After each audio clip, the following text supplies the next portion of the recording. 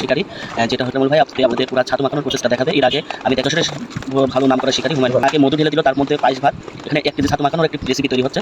আর এখন দিয়ে দিচ্ছে মধু এবং পায়েস ভাত দিয়ে মাখানোর মধ্যে ঘি দিয়ে আবার সুন্দরভাবে মিক্স করে নিল।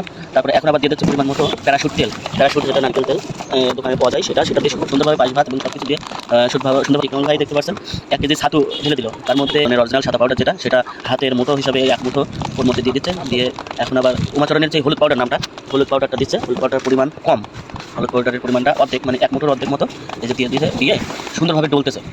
আসলে ছাতু আমি অতটা অভিজ্ঞতা না থাকলেও আমি যতটুকু জানি ছাতা শুরু হয়ে গেছে, যে ডলতেছে একদম সেই চাপ দিয়ে সুন্দরভাবে ডলতেছে। ডলা কমপ্লিট, ছাতু মাখানোটা পুরো কমপ্লিট। আপনারা যদি এইভাবে ছাতুটা মাখান আপনাদের রেজাল্ট আসবে ইনশাআল্লাহ, এটা ভরসা রাখেন।